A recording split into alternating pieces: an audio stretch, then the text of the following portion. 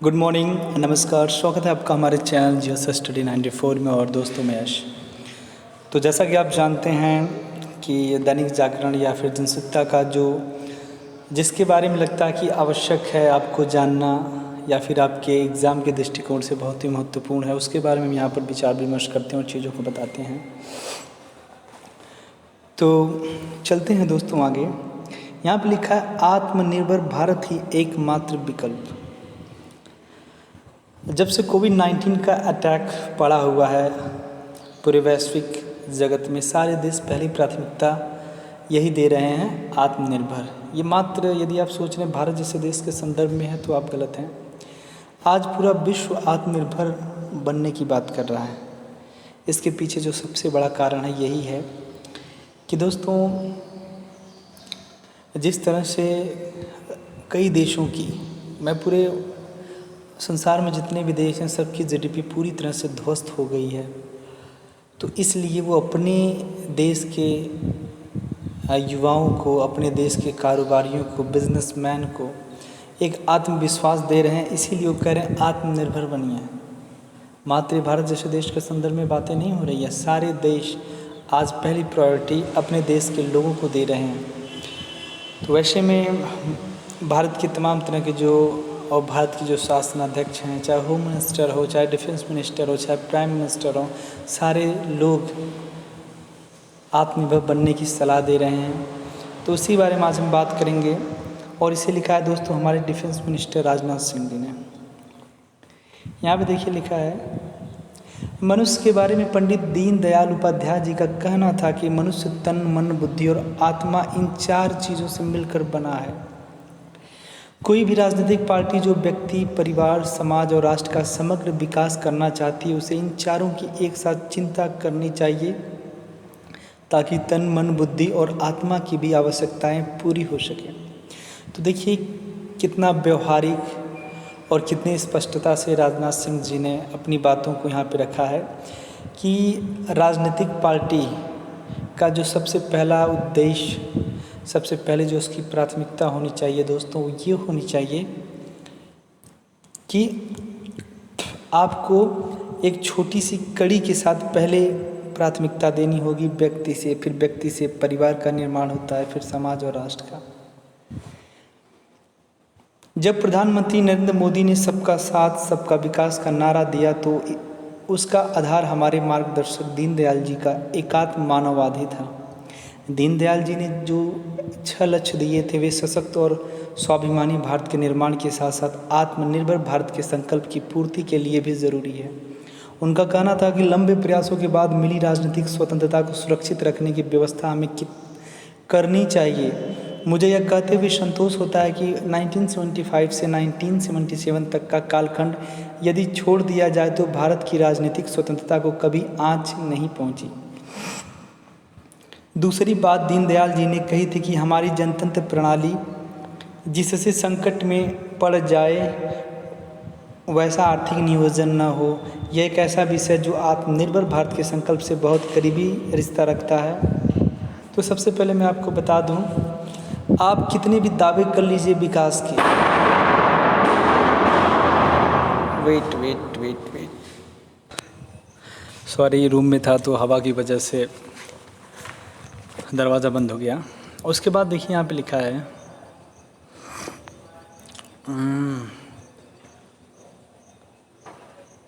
दीनदयाल जी ने 6 लक्ष्य दिए थे, वे सशक्त और स्वाभिमानी भारत के निर्माण के साथ साथ आत्मनिर्भर भारत के संकल्प की पूर्ति के लिए भी ज़रूरी है। उनका कहना था कि लंबे प्रयासों के बाद मेरी राजनीतिक स्वतंत्रता को सुरक्षित रखने की व्यवस्था हमें करनी चाहिए। मुझे यह कहते हुए संतोष होता है कि 1975 से 1977 तक कालखंड यदि छोड़ दिया जाए तो भारत की राजनीतिक स्वतंत्रता को कभी आँच नहीं पहुँची। तो देख सकते हैं कि क्योंकि ये पहले से ही एक राजनीतिक पार्टी के लेखक हैं और ऊपर से इनके पास एक पद है, एक मिनिस्ट्री है, एक मंत्रालय है राजनाथ सिंह जी का।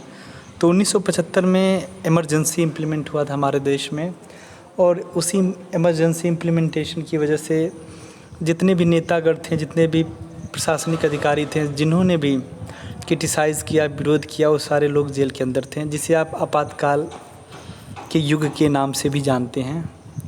तो उन्होंने ये बातें यहाँ पे सार्वजनिक की हैं, रखी हैं। दूसरी बात दीनदयाल जी ने कही थी कि हमारी जनतंत्रीय प्रणाली जैसे संकट में पड़ जाए वैसा आर्थिक नियोजन न हो। यह एक ऐसा विषय जो आत्मनिर्भर भारत के संकल्प में बहुत करीबी रिश्ता रखता है। तो दोस्तों एक चीज़ आपको बता दें, एक बेहद राजनीतिक पार्टी से हैं, तो ये कभी नहीं चाहेंगे कि जो तमाम तरह की कमियां हैं भारतीय जनता पार्टी के अंदर जो आज दिख रही हैं उन पे विचार विमर्श करें। मैं आपको बता दें, कोई भी राजनीतिक पार्टी हो, जब तक समाज के अंतिम व्यक्ति को वो सारी योजनाएं नहीं पहुंच रही हैं, वो प्राथमिकताएं नहीं दी जा रही हैं, तो उस राजनीतिक पार्टी को आप सही कभी भी नहीं कह सकते। ऐसे तमाम तरह के आज भी समाज में लोग हैं, ऐसी तमाम तरह के स्टेट हो या सेंट्रल गवर्नमेंट के थ्रू जो भी पॉलिसीज़ निकली हैं उन्हें उनका लाभ नहीं मिल रहा है, और कुछ जो योजनाएं हैं उनका जो लाभ कुछ चुनिंदा लोगों को ही मिल रही हैं, जो कि सर्वतः गलत है। तो ऐसे लोगों के खिलाफ भी कार्रवाई होनी चाहिए। जब तक ऐसे लोगों के खिलाफ कार्रवाई नहीं होगी तब तक हम कभी भी नहीं कह सकते जो हमारा समाज है, जो हमारा देश है, वो एक्चुअल में प्रोग्रेस कर रहा है, डेवलप कर रहा है। तो हमारी जो प्राथमिकता होनी चाहिए वो समाज के उन तबकों को लेकर चलना पड़ेगा जिन तबकों की आवश्यकता है, जिन्हें वास्तव में ज़रूरत है विकास की, वास्तव में उन्हें ज़रूरत है जनधन योजना की, शौचालय की। ऐसे तमाम तरह की योजनाएं हैं जो धरातल पे आने के बाद वो पूरी तरह से दिशा विहीन हो गई हैं और हो रही हैं।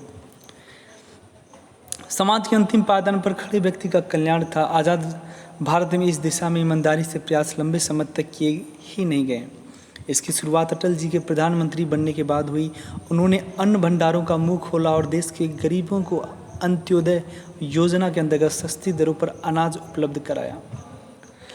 जो हमारे देश का किसान है दोस्तों, आपको बता दें, वो जितना खून पसीना लगाकर अनाजों की पैदा करता है, यदि एक नेता इस बात को गहराई से जान ले तो कभी भी छलावा नहीं करेगा, झूठे वादे नहीं करेगा किसानों के साथ, ना ही किसानों को आत्महत्या करना पड़ेगा, 2-4 रुपए के लिए उसे मरना पड़ेगा, अपमानित होना पड़ेगा। पर ये जो हमारे देश के नेतागण हैं वो इस बात को कभी भी आवश्यक ही नहीं समझते हैं कि एक मज़दूर, एक गरीब, एक किसान क्यों इतनी पीड़ा में है। यदि इन सारी समस्याओं को देखा गया होता तो आज हमारे देश में बेहद तनावपूर्ण स्थिति नहीं होती। ये जिस तरह से विरोध प्रदर्शन चल रहे हैं, ये हालात नहीं होते। आप बस योजनाएं बनाइए, हर 1 महीने में 10 योजनाएं, पर उसका मतलब कुछ नहीं है। सामान्य भारतीय को भी सम्मान की ज़िंदगी जीने का मौका मिले, इसके लिए ही मोदी जी ने जन धन उज्ज्वला जैसी अनेक योजनाएं शुरू की। 2 साल पहले गरीबों की स्वास्थ्य रक्षा के लिए आयुष्मान भारत योजना के तहत देश के 10 करोड़ गरीब परिवारों को 5 लाख रुपए सालाना की मुफ्त इलाज की सुविधा दी गई है। अब हमारे प्रधानमंत्री ने संकल्प लिया कि 2022 तक देश के हर गरीब के सिर पर एक छत होगी। जब भी हम दीनदयाल जी की बात करते हैं तो लोग सबसे पहले जिस कहावत को याद करते हैं वो है, हर खेत को पानी, हर हाथ को काम। आज आप देख सकते हैं कि पूरी तरह से जो चीज़ें हैं, जो कभी सरकारी योजनाओं या सरकारी लोगों के माध्यम से चीज़ें संचालित हो रही थी, आज पूरी तरह से उसका प्राइवेटलाइजेशन किया जा रहा है, उसका निजीकरण किया जा रहा है। तो कभी कोई कह देता भैया 5 साल तक तुम संविदा पे काम करोगे, उसके बाद यदि सरकार को लगेगा कि आपको रखना चाहिए पद पे तब रखा जाएगा। तो ये कहीं न कहीं जीवन को भ्रमित करने का मात्र उद्देश्य है। वो कहीं नहीं, वो कभी भी नहीं चाहते हैं कि आपको एक सफल, एक सुखी जीवन हम दें। एक तनावपूर्ण और आपके पास विकल्प ना बचें, आप उसी राजनीतिक पार्टी से जुड़े रहें। तो होता है ना कि आपको लोग झूठे आश्वासन, झूठे प्रलोभन देकर, कुछ लोग सोचते हैं कि ज़िंदगी भर आपसे आपकी ऊर्जा, आपकी सेवा ली जाए, जो सर्वतः गलत है। जिसे यदि आपके लिए कुछ करना है वो आपसे झूठे आश्वासन या झूठे प्रलोभन आपको नहीं देगा। इसलिए हमें आज जागरूक होने की आवश्यकता है। हमें ऐसे तमाम तरह की जो राजनीतिक पार्टियां हैं उनके खिलाफ भी आवश्यक है कि हम जन जागरूकता फैलाएं लोगों के अंदर। निहित स्वार्थों के चलते इस देश के किसानों को कभी वो सुविधा दी ही नहीं गई कि वो अपनी मेहनत का पूरा फल प्राप्त कर सके। अब जाकर 3 ऐसे कानून बनाए गए हैं जो किसानों को उनकी उपज के बेहतर दाम देने में सहायक होंगे। इन तीनों कृषि कानूनों के लागू हो जाने के बाद देश का हर किसान पूरे देश में कहीं भी जहां उसे बेहतर मिले अपनी फसल बेचने के लिए आज़ाद है। इस ऐतिहासिक कृषि सुधार से उन लोगों के पैरों तले ज़मीन खिसक गई है जो किसानों के नाम पर अपने निहित स्वार्थ साधते थे। देखिए, कुछ चीज़ें मैं मानता हूँ, हमारे देश में जो भी विरोध प्रदर्शन हो रहे हैं वो राजनीतिक पार्टियों की इच्छाओं के अनुसार हो रहे हैं।